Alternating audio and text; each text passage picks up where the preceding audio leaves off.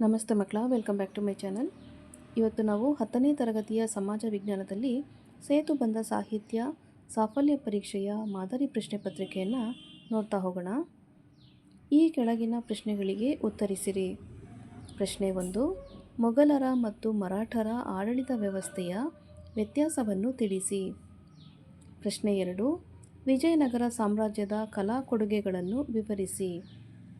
ಪ್ರಶ್ನೆ 3, ಭಕ್ತಿ ಚಳುವಳಿಯ ಉದ್ದೇಶವೇನು? ಪ್ರಶ್ನೆ 4, ಪುರಂದರದಾಸರ ಕೊಡುಗೆಯನ್ನು ವಿವರಿಸಿ. ಪ್ರಶ್ನೆ 5, ಅಂತಾರಾಷ್ಟ್ರೀಯ ಸಂಬಂಧಗಳ ಅಗತ್ಯವನ್ನು ವಿವರಿಸಿ. ಪ್ರಶ್ನೆ 6, ವಿಶ್ವಸಂಸ್ಥೆಯ ಪ್ರಮುಖ ಅಂಗ ಸಂಸ್ಥೆಗಳನ್ನು ಹೆಸರಿಸಿ.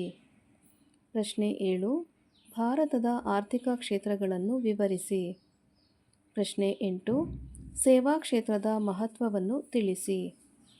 ಪ್ರಶ್ನೆ 9, ಕಾರ್ಮಿಕರ ಒಂದು ಮಹತ್ವವನ್ನು ವಿವರಿಸಿ.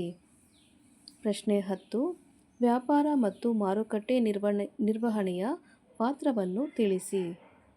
ಮಕ್ಕಳ, ಇಲ್ಲಿಗೆ 10ನೇ ತರಗತಿ ಸಮಾಜ ವಿಜ್ಞಾನದಲ್ಲಿ ಸೇತುಬಂಧ ಸಾಹಿತ್ಯ ಸಾಫಲ್ಯ ಪರೀಕ್ಷೆಯ ಮಾದರಿ ಪ್ರಶ್ನೆ ಪತ್ರಿಕೆ ಮುಕ್ತಾಯಗೊಂಡಿದೆ. ಮಕ್ಕಳ, ಈ ಒಂದು ವಿಡಿಯೋ ನಿಮ್ಗೆ ಇಷ್ಟ ಆದಲ್ಲಿ ದಯವಿಟ್ಟು ನಮ್ಮ ಚಾನಲ್ನ ಲೈಕ್ ಮಾಡಿ, ಶೇರ್ ಮಾಡಿ, ಸಬ್ಸ್ಕ್ರೈಬ್ ಮಾಡಿಕೊಂಡು ನಾವು ಹಾಕುವಂಥ ಎಲ್ಲ ವಿಡಿಯೋನ ನೋಡ್ತಾ ನಮ್ಮನ್ನು ಎನ್ಕರೇಜ್ ಮಾಡ್ತಾ ಹೋಗಿ ಮಕ್ಕಳ.